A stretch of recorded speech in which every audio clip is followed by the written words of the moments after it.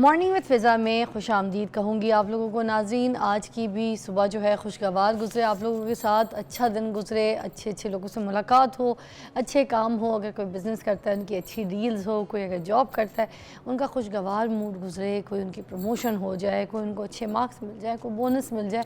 मेरी बहुत सारी दुआएँ सब काम करने वालों के साथ हैं जो सुबह उठते के साथ ही काम करना शुरू कर देते हैं। हमारी भी सुबह इसी तरह से स्टार्ट होती है। हम अपने घर में पहले काम शुरू करते हैं, उसके बाद किचन के बाद हम अपनी फैमिलीज़ की जो जो ज़िम्मेदारियाँ होती हैं उनके काम ख़त्म करके फिर हम आपके सामने यहाँ पे मॉर्निंग शो पे आके बैठ जाते हैं और यहाँ पर काम शुरू कर देते हैं। ये भी हमारा काम है, ये भी हमारी जॉब है। आपके साथ बात करना भी मेरी जॉब है, मुझे काम अच्छा लगता है, ये मुझे बहुत पसंद है ये काम करना।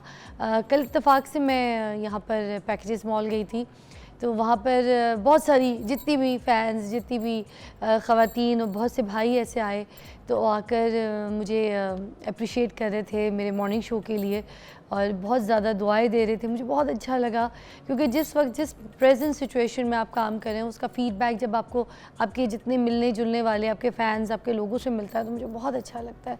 तो एक दो ऐसे ऐसे आप लोगों ने जो मुझे आइडियाज़ दिए वो मैं अब इंशाल्लाह अपने शो पे ज़रूर करूँगी, वो सारे कॉन्सेप्ट के ऊपर शो करूँगी। उसके अलावा आप हमें मैसेजेस कर सकते हैं फ़ेसबुक पे भी, टिकटॉक पे भी। हमारे जितने सोशल मीडिया के अकाउंट्स हैं जिसमें मॉर्निंग विद फ़िज़ा के अकाउंट्स बने हुए हैं हमारे शो के, उस पर आप मैसेज कर सकते हैं जाके अगर आपका दिल करता है तो आप बताइएगा। उसके अलावा हमारा व्हाट्सएप चैनल बन चुका है मॉर्निंग विद फ़िज़ा का, वो भी आप ज्वाइन कीजिए। उसमें हम आपको latest pictures, guest, concept, ideas और हमारी कुछ जो वीडियोज़ हैं जो आपसे मिस हो जाती हैं वो आपको व्हाट्सएप चैनल पे भी देखने को मिलेंगी। तो ज्वाइन कर लीजिएगा, मैंने बता दिया है, फिर बाद में ये मत बोलिएगा कि मैंने आपको नहीं बताया। तो राब्ते में रहिएगा और बहुत अच्छा लगता है आप लोगों के साथ रब्ता। और आज नाज़रीन जो सबसे पहले हम बात करेंगे ना जो प्रोग्राम में, वो हम करेंगे आर्टिफिशियल इंटेलिजेंस के ऊपर। नाज़रीन, इसके बारे में बताती चलूँ कि लोग बहुत बदल गए, अब जो काम है वो भी बहुत चेंज हो गया है। पहले हम अपने दिमाग का इस्तेमाल करते थे, अपनी सोच का इस्तेमाल करते थे। अब सीन और सिनेरियो कुछ ऐसा हो गया कि जब से आर्टिफिशियल इंटेलिजेंस आ गई है ना तो हम जो है तब से उसको यूज़ करना शुरू कर दिया। हम तस्वीरें देखें, आप कितनी सारी ऐसी हैं जो लोग बना रहे होते हैं, वो आप नहीं होते, आपकी ख्याली पुलाव चीज़ें होती हैं एंड देन आप एकदम से उसको पिक्चर की शक्ल दे देते हैं। फिर कोई ऐसी सोच, कोई ऐसी चीज़ जो इंसान को आप सोच सकते हैं वो आर्टिफिशियल इंटेलिजेंस जो है उसके ज़रिए आप बना सकते हैं। एक टॉर्च आप पूरा देखें, आपको पूरा उसमें टीचर भी है, आपके लिए वो डॉक्टर भी है, आपका पूरा एक कंप्यूटर का एक ऐसा पैकेज है जिसमें आपको सारे सवाल के जवाब मिलते हैं। मतलब जो चीज़ आप सोचते हैं और सवाल का जवाब लेने की कोशिश करते हैं, अपने दिमाग पर बड़ा ज़ोर डालते हैं, वो आप आर्टिफिशियल इंटेलिजेंस पे पूछ सकते हैं। ठीक है, कोई सी भी ऐसी किताब जो आपको लगता है आपने खोलनी है, पढ़नी है और पूरा उसका एक टाइम पीरियड है जिसको पढ़ने के बाद आपको उसका जवाब मिलेगा, वो आपने आर्टिफिशियल इंटेलिजेंस में वो किताब निकाल के जो है ना इजीली पढ़ लेनी है। समरी पूछ लें आप, पॉइंटर्स पूछ लें, ठीक है, पैराग्राफ उसका पूछ लें। अच्छा, मैं आपको एक बात बताऊँ, मैंने भी मेरे ख़्याल से अभी तक इससे इतना कम्युनिकेट नहीं करना शुरू किया, मेरी इसके साथ ऐसी अभी दोस्ती नहीं हुई है, या मेरा हार्डली मैंने कोई एक दो गाने देखे थे, जैसे वो रफ़ी साहब के गाने बड़े वायरल हुए हुए थे, जो लोग कह रहे थे कि उनके ये गाना जो है एनिमल मूवी का, ये पुराना उनका गाना था, उनका गाया हुआ था, और ये देखें ये गाना जो है इस तरह से अब इन लोगों ने गाया है। ठीक है, तो ऐसी कोई बात नहीं थी, वो गाना लेटेस्ट आर्टिफिशियल इंटेलिजेंस की टेक्निक के बदौलत किया गया था। तो खैर, अब हमारे पास हैं रायद अफजल साहब जो कि एजुकेशनिस्ट भी हैं। मैंने सोचा आज के हम इस टॉपिक पे इनसे ज़रूर बात करें क्योंकि ये बहुत अच्छी तरीके से समझते हैं इस टॉपिक को और ये हमें अच्छी तरीके से और बच्चों को भी गाइड कर सकेंगे कि ये क्या है, किस तरह से है, उसका इस्तेमाल कैसे होगा। अस्सलाम वालेकुम, क्या हाल है जी रायद अफजल साहब? जी वालेकुम सलाम, बिल्कुल ठीक जी। आप कैसे हैं? ठीक ठाक, शुक्र। आप ट्रिप से वापस आ गए? जी आ गया जी। चले, ग्रेट, माशाल्लाह। तो सबसे पहला तो मेरा यही सवाल है कि आर्टिफिशियल इंटेलिजेंस है क्या, होती क्या है, क्या चीज़ है? देखिए, सबसे पहले तो ये कि आर्टिफिशियल इंटेलिजेंस क्या नहीं है। आर्टिफिशियल इंटेलिजेंस कंप्यूटर प्रोग्राम नहीं है। और आर्टिफिशियल इंटेलिजेंस क्या है? आर्टिफिशियल इंटेलिजेंस इंसानी ज़हन की तरह का एक ज़हन है, जिसके पास जज़्बात नहीं है, अक़ीदा नहीं है, रिलिजन नहीं है, बाकी ये बिल्कुल इंसानी ज़हन की तरह सोचता है। एक फ़र्क है हमारे और उसके दिमाग में। इसने जज्बात तो नहीं इन्होंने इसमें डाले, लेकिन इसने हर फील्ड में पीएचडी की हुई है, हर फील्ड की 1000 किताबें पढ़ी हुई हैं। तो जब आप आर्टिफिशियल इंटेलिजेंस से कोई मशवरा करते हैं तो आप समझिए कि आप एक ऐसे स्कॉलर, एक ऐसे एक्सपर्ट से मशवरा कर रहे हैं जिसने उस फील्ड की, जिस फील्ड की आपने उससे बात की है, पीएचडी की हुई है। और ये आर्टिफिशियल इंटेलिजेंस 11,000 साल की सबसे बड़ी ईजाद है। अच्छा, तो ये जो टेक्नोलॉजी है इसको हम क्या कहेंगे, बच्चों के लिए बेहतर है, सही है, बच्चों के इस्तेमाल के लिए ठीक है, किस एज से इसको इस्तेमाल किया जा सकता है, तो ये भी बता दीजिएगा। देखिए, आर्टिफिशियल इंटेलिजेंस को 11 साल की उम्र से इस्तेमाल किया जा सकता है। 11 साल से पहले इसको, या 10 साल की उम्र, चले 10 साल कह लेते हैं, 10 साल की उम्र से पहले इसको इस्तेमाल नहीं करना चाहिए। और 10 साल की उम्र के बाद से इसको भरपूर तरीके से, यानी क्लास 4-5 से इसको भरपूर तरीके से इस्तेमाल करना चाहिए। और इस वक्त हम मुल्क भर में 25 तरीकों से, 25 डिफरेंट वेज से इसका इस्तेमाल बच्चों को सिखा रहे हैं, और सैकड़ों बच्चों ने इसका इन 25 तरीकों से इस्तेमाल शुरू कर दिया हुआ। और वो कौन कौन से तरीके हैं, ज़रा ये भी बता दीजिएगा हमको।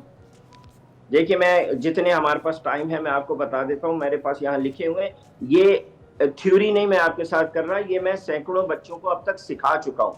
सबसे इम्पोर्टेंट तो ये है कि ये आपको इम्तिहान की पूरी तैयारी कराता है, पूरी तैयारी कराता है। आप इंडिपेंडेंटली आराम से बैठ के इसके थ्रू एग्जाम की तैयारी कर सकते हैं।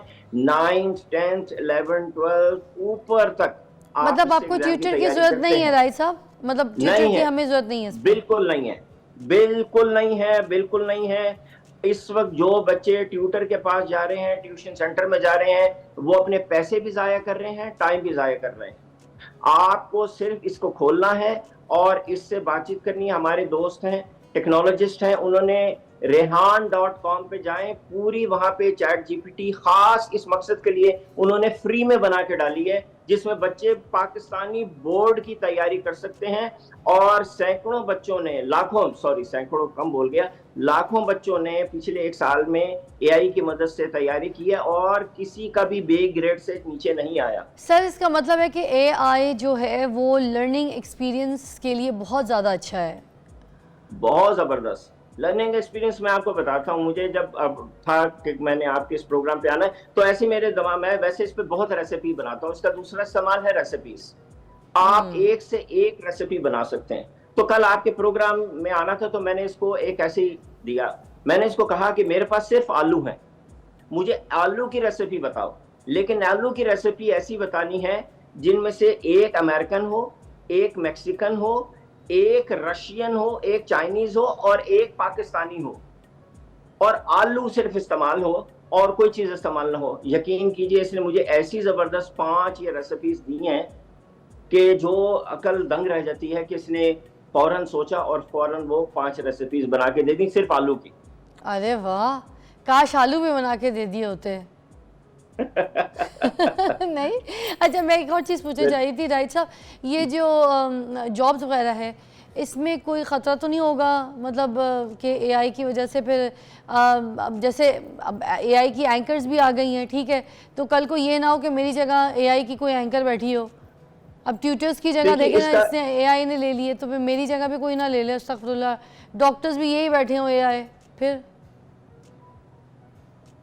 अभी आप देखिए, थोड़ी देर पहले मैंने, ये बच्चों का नहीं है, ये बच्चों के जो 25 काम है ना, ये मैं उससे हट के आपको बता रहा हूँ क्योंकि आपने डॉक्टर का लिया। अभी मेरे पास किसी ने तस्वीर भेजी,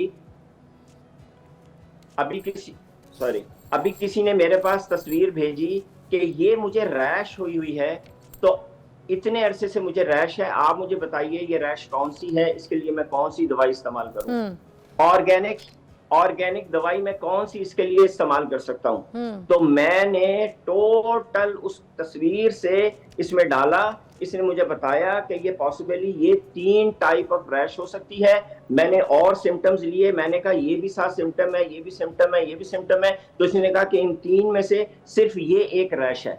तो मैंने कहा कि मैंने एलोपैथिक मेडिसिन यूज नहीं करनी, मुझे टोटका बताओ, मुझे देसी क्रीम बना के दो कि जो मैं यहाँ इस पे लगाऊं। तो इसने मुझे बताया कि ये इंग्रेडिएंट्स लें, इसकी मदद से आप इसको करें ताकि आपको एंटीबायोटिक्स वगैरह ना खानी पड़े। तो वो मैंने अभी थोड़ी देर पहले उस पेशेंट को दिया है और मैं रोजाना इस तरह बहुत से लोगों की सिर्फ दवाई बनाने में हेल्प करता हूँ। अच्छा, डॉक्टर इसमें मौजूद है। चाइना में, बीजिंग में उन्होंने अस्पताल बना दिया है जहां पे आर्टिफिशियल इंटेलिजेंस का डॉक्टर बैठा हुआ है, यानी स्क्रीन बनी हुई है, उस पे लोग आके अपने मर्ज बोलते जाते हैं और रोजाना के एक आर्टिफिशियल इंटेलिजेंस 3,500 मरीज देख रहा है। ओए होए। सर ये बताइएगा कि एआई के साथ मुसलसल काम करने के असरात क्या हैं? देखिए, अगर आपने इसका गलत इस्तेमाल किया, जैसे मैं आपको कह रहा हूं ना, ये जो 25 इस्तेमाल बच्चों को सिखाने चाहिए, अगर आपने ये 25 इस्तेमाल पॉजिटिव यूजेज बच्चों का न सिखाया तो आप ये समझिए कि आपने एक बहुत बड़ी गाड़ी देके बच्चों को मेन रोड पे डाल दिया और उनको ड्राइविंग नहीं आती। फिर जरा सोचिए कि वो कितने एक्सीडेंट करेंगे, कितनी पेवमेंट पे गाड़ी मारेंगे, कितने दरख्त तोड़ेंगे, कितने लोगों को हिलाक करेंगे। बस फिर ये वही चीज है, ये इतना खतरनाक हो जाता है अगर इसका पॉजिटिव यूज ना आए कि ये गर्लफ्रेंड बन जाता है, अजीबो गरीब किस्म के शैतानी काम शुरू हो जाते हैं और लोग इसके वरगलावे में आ जाते हैं। बहुत से नौजवान हैं जिनकी मैं इस वक्त ये काउंसलिंग कर रहा हूं, उनको बता रहा हूं कि भाई ये मशीन है, वो इतने इसके शिकंजे में आ गए हैं कि वो अब इससे गलत किस्म की बातें कर रहे हैं। अच्छा, मुझे ये भी बताइएगा कि क्रिएटिव इंडस्ट्री जो है सर, उसमें एआई के क्या मतलब कारकर्दगी, क्या काम करी है, कैसे करी है? म्यूज़िक हो गया उसका क्या इम्पैक्ट है? ये सवाल मैं आपसे इसका जवाब जो है ब्रेक के बाद लूँगी। तो स्टे ट्यून, आज हम बात करें आर्टिफिशियल इंटेलिजेंस के ऊपर। Stay tune.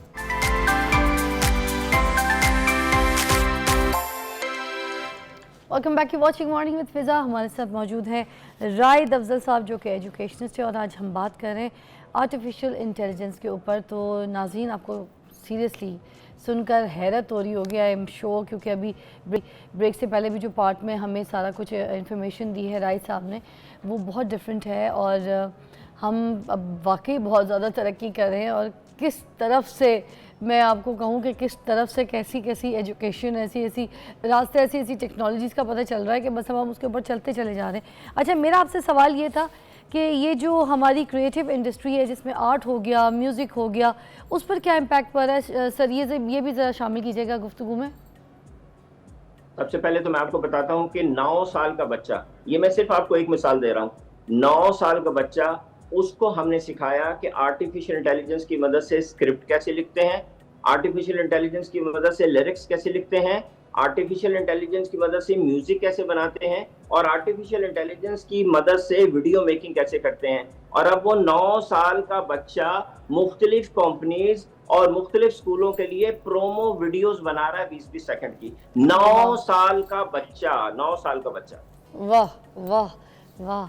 तो अच्छा, ये जो अभी गाने आ जाते हैं जिनमें जैसे पुराने ज़माने की आवाज़, मैंने बताया रफ़ी साहब की, किशोर कुमार की जो आवाज़ें होती हैं, उनकी सेम वोकल उठा के जो लेटेस्ट कोई नया गाना होता है, सपोज़ अगर मैंने कोई गाया या किसी ने गाया, उसके बिल्कुल लिरिक्स, सारी चीज़ों के ऊपर आवाज़ जो है वो पुरानी, जो अब इस दुनिया में मौजूद भी नहीं है, या नूर जहाँ जी की आवाज़ पे उसको जो है वो डाल देंगे। तो ये जो सारी चीज़ें, ये टेक्नोलॉजीज़ है, ये किस तरह से कहानियाँ हो रही हैं? देखिए, सिंपल सी बात ये है कि मैंने अभी, जैसे मैं आपसे बात कर रहा हूँ, तो मैंने सिर्फ आपका ये छोटा सा 3-4 जुमले पिक करने हैं। नंबर 1, ये मैंने आर्टिफिशियल इंटेलिजेंस में डाल दिया। फिर मैंने आपकी वीडियो को एक लेके वो पिक करनी है और वो उसमें डाल दिया और उसके बाद मैंने उसको कमांड दी कि मिस फिजा कह रही हैं कि रायद अफजल साहब जो है ना, वो तो ज़मीन के ऊपर फरिश्ता हैं, उनसे बड़ा तो कोई आदमी कोई नहीं, सब लोगों को चाहिए कि उनकी बात माने, आर्टिफिशियल इंटेलिजेंस करें, ईस्ट.एजुकेशन पे जाएं और वहाँ से फ्री में सीख लें कि आर्टिफिशियल इंटेलिजेंस कैसे करते हैं। तो आप यकीन भी नहीं आपको आएगा, आपको लगेगा कि शायद सोते में मुझसे इन्होंने ये बुलवा लिया। मगर मेरी बात सुने, ये एक नेगेटिव चीज़ भी हो गई राइट साहब, यहाँ पे सुन के मुझे बड़ी हैरत हो रही है कि ऐसे तो देखे कल को कोई एज सिंगर मुझे कास्ट ही नहीं करेगा है, कल को कोई आतिफ असलम को कोई कास्ट ही नहीं करेगा, अली ज़फ़र को कोई कास्ट ही नहीं करेगा, ठीक है, शाजिया मंजूर को कोई लेगा ही नहीं, इसलिए क्योंकि सबकी जॉबें तो ज़ाया हो जाएंगी, सारा कुछ तो आईए के ज़रिए हो जाएगा। और कोई भी आप किसी की भी आवाज़ जो आपको पसंद है वो एआई के ज़रिए आप उसकी आवाज़ को सेम साउंड क्लाउड्स में बना के तो आप उसका गाना बना सकते हैं। तो फिर बाकी हम लोग के लिए बहुत नेगेटिव बात है ये बिल्कुल है नेगेटिव, बहुत से डॉक्टरों के लिए, लॉयर्स के लिए, अकाउंटेंट्स के लिए, और जो हॉलीवुड में काम करते हैं। आपको पता है हॉलीवुड के लोगों ने एक लॉन्गेस्ट स्ट्राइक, कभी मुझे नहीं पता अभी खत्म हुई है कि नहीं हुई, लॉन्गेस्ट स्ट्राइक वहां चल रही थी इसी के खिलाफ, आर्टिफिशियल इंटेलिजेंस के खिलाफ, कि ये आर्टिफिशियल इंटेलिजेंस वहां के लोगों को बिल्कुल फारिग कर देगी। ना कैमरामैन पीछे बचेगा, ना स्क्रिप्ट राइटर। बिलखुसूस स्क्रिप्ट तो ये इतना जबरदस्त लिखता है कि मैंने इसको 3 लोगों का प्लॉट दिया, मैंने इसको सेटिंग दी कि पंजाब के गांव की सेटिंग है जहां पे ये 3 दोस्त हैं और वो करप्शन के खिलाफ जंग लड़ रहे हैं, कम्युनिटी को मोटिवेट कर रहे हैं, और तुमने J.K. Rawlings Harry Potter style की मुझे स्टोरी का प्लॉट बना के देना है। तो इसने एग्जैक्टली मुझे वो प्लॉट बना के दिया, हैरी पॉटर का, J.K. रॉलिंग स्टाइल का। फिर मैंने इसको कहा J.K. टोल्किन का बना के दो, इसने वो बना के दिया। हेमिंगवे का स्टाइल का बना के दो, इसने वो बना के दिया। जिस स्टाइल में आप इसको कहते हैं, ये आपको स्क्रिप्ट लिख के देता है। मगर सर मेरी बात सुनिए ना, ये भी तो देखें आप कि अगर अब इसी का अगर हम इसके एआई के मोहताज हो जाएंगे, आगे जो हमारी स्किल्स हैं या बच्चों की स्किल्स हैं, जो हमारी तालीम है, जो हमारा शऊर है, वो सारी क्रिएटिविटी तो मर जाएगी। हम तो मोहताज हो जाएंगे एआई के, और हम देखा जाए तो दिमागी माजूर भी हो जाएंगे। मतलब हमारे सोचने समझने की जो सलाहियत है वो एक बंदर की मानंद हो जाएंगी, हम इंसान कम बंदर ज़्यादा हो जाएंगे। देखिए ये एक पहलू है, लेकिन असल बात यह है कि पिछले 1 साल में जितने नौजवानों को, टीनेजर्स को हमने ये सिखाया है, उन्होंने अपने ग्रेड्स इंप्रूव किए हैं, उन्होंने 3-3 लैंग्वेजेस सीखी हैं, उनमें से 90% ने बिजनेस शुरू किए हैं, उनमें से बहुत सारों ने फ्रीलांसिंग शुरू की है, ई कॉमर्स शुरू किया है। सब ने इसका फायदा उठाया है। फायदा मैंने, बल्कि बहुत से ऐसे बच्चे थे जो इससे नेगेटिव बातें कर रहे थे, वो इसमें से निकले हैं। तो इसका बहुत पॉजिटिव यूज है। बहुत से बच्चों की पर्सनालिटी डेवलपमेंट हुई है, बहुत सारे बच्चों ने इसको एज ए काउंसलर यूज किया है और अपनी सेल्फ एनालिसिस किया है, अपनी सेल्फ थेरेपी की है इसकी मदद से। सर ये बताइएगा कि माहौलियाती मसाइल को हल करने के लिए एआई कैसे इस्तेमाल किया जा सकता है? देखिए मिसाल के तौर पे हमने क्या किया, हमने ये सोचा कि पाकिस्तान में माहौलियाती आलूदगी में जो जमीन जो हमारी खराब हो रही है ना, केमिकल फर्टिलाइजर डाल के, तो ये एक बहुत बड़ा मसला है। हमने इससे पूछा कि इस मसले को कैसे हल करें। इसने हमें बताया कि आप ऑर्गेनिक फार्मिंग करें। हमने इससे पूछा कि ऑर्गेनिक में फर्टिलाइजर कैसे बनाएं, तो इसने हमें कहा कि एक तरीका है जो दुनिया में चल रहा है, वर्मी कंपोस्ट का। ये एक वर्म होता है, वो डाइजेस्ट करके कंपोस्ट बनाता है। इसकी आपके मुल्क को, पाकिस्तान को जरूरत है, ताकि आप केमिकल फर्टिलाइजर से निकलें। इससे पाकिस्तान की जमीनें तबाह हो रही हैं। तो मैंने इसको कहा कि मुझे गाइड करो कि हम कैसे ये फर्टिलाइजर बना सकते हैं। तो एआई ने कंप्लीट गाइडेंस हमें दी और हमने वर्मी कंपोस्ट, जिसका मुझे कभी कुछ पता भी नहीं था, बनानी शुरू की और वो एक ह्यूज प्रोजेक्ट हो गया और शुरू कर दिए। ये मानना नहीं चाहता कि एफबीआर मेरे पीछे पड़ जाएगी। साइबर सिक्योरिटी के जो इक़दामात है उसको बढ़ाने में इसको कैसे इस्तेमाल किया जा सकता है, क्या किरदार है? सिक्योरिटी मतलब क्या कह रही हैं आप? साइबर सिक्योरिटी के जो इक़दामात है उसको बढ़ाने में क्या किरदार है एआई का? देखिए साइबर सिक्योरिटी को आर्टिफिशियल इंटेलिजेंस से इतना खतरा नहीं जितना क्वांटम कंप्यूटिंग से खतरा है। ठीक है, इस वक्त तक साइबर सिक्योरिटी जितनी होनी चाहिए थी ना आर्टिफिशियल इंटेलिजेंस के लिहाज से, उसका दुनिया में है बंदोबस्त, वो चल रहा है। ये अब एक नया टाइम आएगा जिस वक्त क्वांटम कंप्यूटिंग जो है ना वो आएगी, और वो जब कोड्स ब्रेक करेगी ना तो वो एक नया गेम है। हम अभी उस तक नहीं आए। अभी आर्टिफिशियल इंटेलिजेंस से साइबर सिक्योरिटी का इशू नहीं है। सर मुझे नुकसान तो ज़्यादा ही लग रहा है, ये मुझे पता नहीं, बाकी चीज़ें तो फ़ायदा तो मुझे बहुत ही कम नज़र आ रहा है। अब ये देखें ना, अब ये जो टेक्नोलॉजी इस तरह से बढ़ी जा रही है कि दिमाग तो आ गया, ठीक है, अब इसका जो बॉडी है वो भी आ गई, मशीनें जो हैं वो चलती फिरती आ गई, फिर इंसान कितने जावे? देखिए ये वक्त दूर नहीं नज़र आ रहा मुझे कि इंसान गया तो ये मशीनें। आपके पास कोई चारा नहीं है ना। देखिए ये तो घोड़ा और गाड़ी वाला मसला है ना, ये तो तीर कमान और बंदूक वाला मसला है। घोड़ा था, गाड़ी आ गई, तो घोड़े ने तो जाना था, तो फिर आपके पास कोई चॉइस नहीं है ना। आपको गाड़ी चलाना सीखना है, आपने बच्चों को पॉजिटिव यूज आर्टिफिशियल इंटेलिजेंस सिखाना है। आप उनको घोड़े पे नहीं बिठा सकते, आपको उनको कार ड्राइविंग सिखानी है। You don't have a choice. अच्छा, आखिरी मैं आपसे सवाल करना चाहूँगी, हम खुद को एआई से जुड़े फ्यूचर के लिए कैसे तैयार कर सकते हैं? ये सारी बातें हटके अब इसका आप प्लीज़ जवाब दे दें, ताकि हमें ये समझ आ जाए कि हमने एआई के साथ अपने फ्यूचर को कैसे जोड़ना है। That's the key question. बच्चों को सिखाने के लिए हम फ्री में पूरे पाकिस्तान में हेल्प कर रहे हैं, बच्चों को सिखा रहे हैं, सैकड़ों बच्चों को। All you got to do is go to our website e-start-education, free में वहां पे बुक पड़ी हुई है, आप उसको डाउनलोड करें, उसमें प्रॉम्प्टिंग है, उसमें वीडियो है, आप उसको देखें और एआई यूज करना शुरू कर दें। और बड़े लोग जो हैं वो सबसे पहले एआई के ऊपर जाएं, अपने इंटरेस्ट बताएं, उसको बताएं कि मैं कुछ करना चाहता हूं लेकिन मुझे नहीं पता मैंने क्या करना है, तो मुझसे सवाल करो। और ये सब उर्दू में करना है आपने, और बोल के करना है, लिख कुछ नहीं। और मेरे इंटरेस्ट मुझसे पूछो और फिर मुझे गाइड करो। मेरे पास सिर्फ 15,000 रुपए हैं या 50,000 रुपए, ये लेके चलो अपने साथ साथ। जैसे मैंने किया, पूरा एक ऑर्गेनिक फार्मिंग का सिस्टम शुरू किया। हालांकि I am an education psychologist, not my field.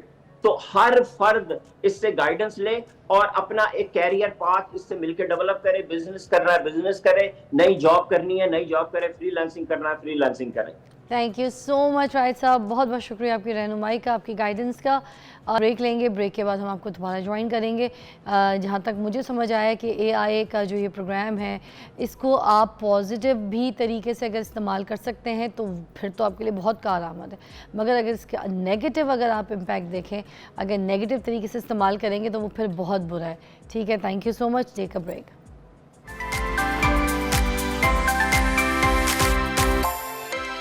Welcome back, watching morning with Fiza. नाज़रीन, बहुत दिनों से मैं ये बात कर रही थी कि हम बात करेंगे बच्चों के टिफ़िन के ऊपर। एक बार मैंने ये रखा भी कॉन्सेप्ट और इसी पे बात करने की मैंने कोशिश की। मेरी एक मेहमान को मैंने यहाँ पे मदऊ किया, although she was very famous. तो मुझे लगा कि बहुत अच्छी तरीके से हमें गाइड करेंगी। बच्चों का टिफ़िन जो है वो बहुत इंपॉर्टेंट होता है, ये आपको पता है। बच्चों का टिफ़िन और बच्चों का लंच, बच्चों का डिनर, ये बच्चों की जो डाइट प्लान है, ये सारा कुछ बहुत इंपॉर्टेंट होता है। ख़ुद बीइंग अ मदर मुझे लगता है कि मुझे भी बार बार एक काउंसलिंग चाहिए, गाइडेंस चाहिए, मुझे नई रेसिपी चाहिए, मुझे पता होना चाहिए बच्चों की हेल्थ पे किस किस एज में कैसे उसको अच्छी नशोनुमा जो है वो मिल सकती है। तो इसीलिए आज मैंने दोबारा एक बड़ी समझदार, बड़ी टैलेंटेड, और उनकी जो इस पे रिसर्च है ना वो बड़ी है, तो मैंने कहा कि मैं उनको जो है वो मदऊ करूँ आज हमारे शो पे। मेरे पास मौजूद है डॉक्टर वर्दा सिकंदर, जो कि माहिर ग़िज़ाइयत हैं, और आज हम बात करेंगे बच्चों के स्नैक्स, टिफ़िन, उनके लंच, डिनर, सब चीज़ों के ऊपर। अस्सलाम वालेकुम। वालेकुम अस्सलाम। Thank you so much Fiza for having me. तो चलिए जी, शुरू करते हैं। सबसे पहले तो मुझे ये बताइएगा कि बच्चों को टिफ़िन में क्या क्या चीज़ें देना बहुत ज़रूरी है, स्पेशली अगर हम स्कूल के लिए भेज रहे हैं उनको, तो क्या चीज़ें इम्पॉर्टेंट हैं जो मस्ट होनी चाहिए? अच्छा, सबसे पहले एक चीज़ बहुत अहम है, वो ये है कि बच्चों का टिफ़िन आम किया जाए। इस कॉन्सेप्ट को हमने बहुत ज़्यादा, हमारे यहाँ जैसे जैसे हम मॉडर्न एरा में मूव करते जा रहे हैं, बच्चे बहुत ज़्यादा माइंड करते हैं इस चीज़ को। क्लिनिक पे भी, हाजरा पे अक्सर मेरे पास पेशेंट्स आते हैं, मदर्स आके कहती आप बच्चे को कहें कि ये स्कूल लंच बॉक्स लेके जाए। जब एक बच्चा लंच बॉक्स लेके जाता है, दूसरे बच्चे उसका मजाक उड़ा रहे होते हैं कि ओ माय गॉड, ये लंच लेके आया, ये पैसे नहीं लेके आया, और ये स्कूल की कैंटीन से जो है वो बाय नहीं कर रहा चीज़ें। तो सबसे पहले, जैसे ये आपने कॉन्सेप्ट अपने फोरम के थ्रू स्टार्ट किया, दैट्स अ ग्रेट इनिशिएटिव। इस चीज़ को आम किया जाए स्कूल्स में, पॉकेट मनी के बजाय बच्चों के the concept of lunch box, इसको जो है वो मेक श्योर किया जाए। जब एक कॉन्सेप्ट और एक कल्चर बच्चों के दरमियान बनता है, बच्चों की थोड़ी जो बिहेवियर हैबिट्स होती हैं ना, वो बड़ी मैच करती हैं, और बच्चे बड़ा कंपटीशन करते हैं आपस में कि ये मैं लंच लेके आ रहा हूँ, ये पैसे, ये गंदबला खा रहा है तो मैं भी गंदबला खाऊंगा, दूसरे बच्चों के जाके वो जिद करेगा घर जाके। तो एक तो मोस्टली जो एक कल्चर होना चाहिए वो जैसे स्कूल लेवल पे है, क्लासरूम लेवल्स पे है, वो फैसिलिटी को अश्योर करना चाहिए कि वो पेरेंट्स पे कंपलसरी करें कि बच्चा लंच बॉक्स लेके आए। मैंने क्योंकि फ़राल मेरी ना वो फास्ट फूड खाती नहीं थी, तो मैं इसको इस बात को ऐड करना चाह रही हूँ, मिसाल अपनी बच्ची और अपने आप को देखे कि मुझे तो सारी ज़िंदगी मेरी अम्मी ने, क्योंकि स्कूल पास था तो जो लंच में गरम गरम पकता होता था तो वो बहन के हाथ टिफ़िन में भिजवा देती थी। अब फ़राल का सीन ये है कि फ़राल स्कूल जाती है ना, वो नगेट्स वगैट्स खाती है। अगर जिस दिन मैंने उसको लंच नहीं दिया, कोई टिफ़िन नहीं दिया, तो वो फ्रेंच फ्राइज ले लेगी। वरना ये है कि 3 मंजिले का वो नहीं होता बॉक्स जी, जी, स्टील वाला, बिल्कुल। वो हमने लिया हुआ है जिसमें खाना गर्म भी रहता है, Yes, ठीक है, हॉट पॉट टाइप वाला 3 फ्लोर वाला। एक में वो लेके जाएगी दाल, एक में लेके जाएगी चावल, एक में लेके जाएगी चटनी, रायता, सैलेड, खुला। दैट्स ग्रेट ना कि डाइवर्सिटी, यही चीज अब रात बिरयानी बनी होगी तो वो रख लेगी, ठीक है, रात को कोई सब्जी बनी होगी तो उसके साथ सुबह कहेगी कि घी लगा के रोटी दे दें, फिर साथ हरी मिर्चें भी रखेगी। इस ये तरह अच्छी की बात चीजें है रख कि के लेके बच्चे जो जाती हैं उनको जरूरी है कि बच्चों मगर के अंदर उसके साथ awareness बच्चे नहीं पैदा बैठते करें। ना बाकी, फिर बाकी बच्चे कहते हैं फराल तुम ठीक हो, डॉक्टर को दिखाओ तुम क्या कर रही हो, क्या खा रही हो तुम। फिर जैसे वो टिफिन खोलती है तो उनको स्मेल आती है, बच्चे हाँ, कहते हैं अरे फराल अमूमन सालन पालक की खुशबू आ रही है। ये बच्चे कि कोई बच्चा दूसरा बच्चा, जैसे हम अक्सर कहते हैं होल व्हीट से बनी रोटी से बेहतर कोई लंच बॉक्स नहीं हो सकता, लेकिन हमारे यहाँ कोई बच्चा रोटी लेके जाए सालन तो दूसरे बच्चे मजाक उड़ा रहे होते हैं। और यही चक्कर Yes, फराल मुझे कहती है मामा मुझे वो लंच दे जो मैं लोगों के सामने डब्बा खोलूं तो सब इज्जत से देखें। हाँ एग्जैक्टली अच्छा, इस चीज़ में ना बहुत अहम है कि हम लोग चाहे बच्चों को एक हेल्दी लंच बॉक्स दें, उसमें पार्टीशन वाला लंच बॉक्स लें, जैसे आपने बात की ऊपर नीचे हो सकता है, एक बॉक्स हो सकता है स्क्वायर, उसमें मगर देख दे देखो क्या? ये भी बड़ा अच्छा। नगेट्स चल रहा है, फिर ड्रमस्टिक्स चल रही हैं। मैं फिर आपको ये इसका सब- सोल्यूशन देती हूँ कि आपने क्या करना है, नगेट्स या ये वाली सारा जंक फूड है, अब बच्चों में जितना हम जंक देंगे वो स्कूल में जब वो जंक खाएंगे और आपकी जो एजुकेशन है सारी वो आयरन रिच फूड्स जो होते हैं वो आपकी कॉग्निटिव एबिलिटीज को बढ़ाते हैं और बच्चों के अंदर सबक याद होने का सिलसिला, समझने का सिलसिला, वो आयरन और ग्लूकोज की गेम है सारी। अच्छा। तो इस वजह से कोशिश ये हमने करनी है, हम अपने बच्चों को ऐसा लंच बॉक्स दें जिसके अंदर आयरन एंड रिच फूड्स और उसके साथ ग्लूकोज वाली चीज़ें मौजूद हों। तो ग्लूकोज के लिए सबसे बेहतर है कि कार्ब्स का सोर्स आप रोटी, चावल, होल व्हीट का पास्ता दे सकते हैं। इसी तरह आयरन के सोर्सेज की बात की जाए तो आप अंडा दे सकते हैं, कटलेट दे सकते हैं और उस पास्ता में हम लोग ये क्रीम सॉस वगैरह ऐड कर सकते हैं, डाल क्रीम सकते सॉस हैं। वगैरह आप ऐड ना करें, बहुत सारी ग्रीन वेजिटेबल्स जो हैं वो भरपूर वेजिटेबल्स। अच्छा, उस तरीके से अच्छा, बनाना अब है। ये जो चीज़ें हैं ना सारी, इनको देना अपने एक तरीके के तहत है। अब अमूमन क्या होता है कि बच्चे रोटी लेके जा रहे हैं, जैसे छोटे बच्चों में जब आपने ये हैबिट डेवलप करनी है लंच बॉक्स हैबिट, तो आपने स्कूल लंच बॉक्स हैबिट में इस तरह करना है कि आपने मॉडिफाइड डाइट देनी है। मॉडिफाइड डाइट आप किस तरह कर सकते हैं कि जैसे रोटी है उसको स्टार शेप में कट कर दें, ठीक है, वो रोटी है उसको सर्कल शेप में कट कर दें, थोड़ी सी उसको इस तरह कर दें कि वो मॉडर्न, ऊपर देसी घी वगैरह लगा ऊपर सकते हैं। देसी घी वगैरह लगाएं, आप सब कुछ लगाएं और वो मतलब जैसे बिल्कुल एक हेल्दी वे में होती है उसी तरह दें। लेकिन आपने थोड़ा सा उसको कलरफुल, जैसे अगर वरना आप अगर स्कूल लंच बॉक्स है उसको कलरफुल बॉक्स ले लें और एक में जैसे थोड़े से राइस ले लें। राइस जैसे अमूमन बच्चों को होता है कि सादे राइस ना हो, तो आप उसमें बच्चों को चाइनीज़ राइस बना के दे सकते हैं, उसमें भरपूर अंडा डाल दें, भरपूर सब्जियां डाल दें, चिकन डाल दें। उसके साथ साथ एक जो बहुत अहम है, स्कूल लंच बॉक्स में खजूरों का इस्तेमाल ज़रूर दें। बेस्ट स्नैक है, जो बच्चे हर टाइम फेंट रहते हैं या अक्सर चाहे टीचर्स गर्मी हो या सर्दी, खजूर तो पूरी कंप्लीट ग़िज़ा है। एग्जैक्टली तो आपने उसकी क्वांटिटी जो है उसको वो मैटर करती है कि जैसे अगर सर्दी है तो उसमें आप 3 से 5 खजूरें दे सकते हैं, गर्मी है तो आप 2 खजूरें जो हैं वो दे दें। अच्छा। और बच्चे को आप साथ ये चीज़ सिखाएं कि बेटा जब तुम्हारी एनर्जी वहाँ पे लो नहीं है या जब दिल कर रहा है कि बस अब स्कूल से फटाफट छुट्टी हो जाए तो आपने एक खजूर खा लेनी है, आपकी एनर्जी वापस आ जाएगी, बजाय कि बच्चा कैंडियाँ, टॉफ़ीज़, चॉकलेट्स। और उसके अलावा एक बहुत एक चीज़ अहम है कि माँ कहती बच्चों को भूख नहीं लगती, बच्चे स्कूल में खाते नहीं हैं। अब होता क्या है, हम बच्चों को पैसे दे देते हैं, बच्चे वहाँ से जाके कॉन्फेक्शनरीज, ये चिप्स, इस तरह। अब बच्चे का स्टमक साइज बहुत छोटा है, अब बच्चा जब वो कन्फेक्शनरीज खा लेगा तो खाना खाने की तो हिम्मत नहीं उसमें रहेगी। बिल्कुल। अच्छा, ये जो चिप्स वगैरह का एक कॉन्सेप्ट है कि बच्चों को चिप्स ज़रूर देना है, वो जो पैकेट वाले चिप्स होते हैं बाज़ारी, आपको मैं नाम नहीं लेना चाह रही मगर आप समझ गई हैं, मिर्च वाले, चीज़ वाले, तो पता नहीं कौन कौन से चिप्स होते हैं, तो वो बच्चे खा सकते हैं क्या? आप क्या ऐसे समझें कि ये जो जितने चिप्स हैं हमारे पास, चिप्स हैं, बिस्किट्स हैं या चॉकलेट्स हैं, आप अपने हाथों से बच्चों को पॉइजन खरीद के दे रहे हैं या आप अपने बच्चे को मनी दे रहे हैं कि बेटा जाके पॉइजन लेके खाओ। नुकसानदेह कैसे, ज़रा मेरी देखने वाली आवाम बहनों को बताइए, क्योंकि वो लोग कहते हैं कुछ नहीं होता एक आध बार से, वो एक आध बार नहीं, वो रोज़ रूटीन में चल रहा है, बच्चों की हैबिट बन रही है। प्लीज़ बताएं मेरी बहनों को क्यों नुकसान है, क्या वजह क्या है इसकी कि चिप्स में ऐसी क्या है? अच्छा, 3 चीज़ें हैं जो अब जितनी रिसर्चेज हो रही हैं ना उनमें बार बार ये चीज़ कही जा रही है, 3 WPs, 3 वाइट पॉइजन्स हैं, उनको अपनी ज़िंदगी से निकाल दें। बच्चों के आजकल हाइट ना बढ़ना, स्टंटेड रहना, जल्दी पुबर्टी बच्चियों में स्टार्ट हो जाना, उसके साथ साथ मेल जो बच्चे हैं उनके अंदर चाइल्डहुड ओबेसिटी सिंड्रोम का हो जाना, हर टाइम बच्चों के मसल की ग्रोथ ना होना, बच्चों का चिचड़ा होना, हाइपरटेंसिव होना, ये सारी चीज़ें बच्चों के अंदर जो आ रही हैं, इन सब के रीज़न अब ये देखिए, ज़रूरी नहीं होता आजकल के दौर में कि जैसे माँ लंबी है तो बेटी भी या बेटा भी लंबा पैदा हो, या लंबा हाइट निकाले। मगर सब माओ की ख्वाहिश तो होती है कि बच्चे ज़रा कद निकालें, हाइट हो, ये हो। बिल्कुल जी। तो मुझे बताएं, मेरी बेटी भी ना, मुझे बड़ा शौक है कि फ़लाल की भी हाइट लंबी निकले। तो मैं कौन कौन सी उसको ऐसी ग़िज़ाएँ खिलाऊँ, और बाकी पेरेंट्स जो हैं वो कौन कौन सी ऐसी डाइट में स्पेशल चीज़ ऐड करें जिससे हाइट ज़रूर लंबी हो जाए? अच्छा, 3 चीज़ें आप कॉल भी कर सकते हैं प्रोग्राम में, वर्दा इधर ही है। 3 चीज़ें पीडियाट्रिक न्यूट्रिशन में, बच्चों की न्यूट्रिशन में आपने अश्योर करनी है, जिसमें सबसे पहले आ जाता है केला। केले में तमाम इलेक्ट्रोलाइट्स मौजूद हैं, पोटाशियम का बड़ा अच्छा कंटेंट मौजूद है। आपका बच्चा फूला वेट के लिहाज से भी बेहतर रहेगा और हाइट भी निकलेगी। मैं आपको पता है 6-6 8-8 6-6 केले खा जाती थी इस तरह से चलते हाँ, चलते, और बच्चे बड़ा एंजॉय करके खा जी। लेते हैं, उसकी अच्छी बात है ये। इसलिए लंबी हूं, सही कह रही दूसरी हैं। चीज़ ये है खजूरें। खजूरों का इस्तेमाल आप जरूर एश्योर करना है। खजूर को कंप्लीट माइक्रोन्यूट्रिएंट सोर्स भी कहा जाता है, सुपर फूड है, वो आपने ज़रूर बच्चों की खुराक, बच्चों के साथ बेशक आप उसको थोड़ा सा मॉडिफाई करके दे सकते हैं बच्चों को। जैसा अल्मोनियम फॉइल के अंदर क्या करें, खजूर है उसके अंदर एक बादाम डाल के, किशमिश डाल के उसको कैंडी की तरह पैक कर दें, और बच्चों के ये हेल्दी कैंडीज हैं। हमने हेल्थ और बच्चों को मॉडर्न एरा में, अब चूंकि अक्सर मुझे भी पेशेंट्स आके हॉस्पिटल कहते हैं डॉक्टर वरदा कोई इस तरह का तरीका बताएं कि बच्चों को खिला भी दें और बच्चों को पता भी ना लगे। मैं तो फलाल को बचपन में भी कुछ जब दांत निकलने वाली थी तो खजूर के साथ मैं आलू उबला हुआ मैश करके, थोड़ा सा उसमें चावल मैश करके खिला देती।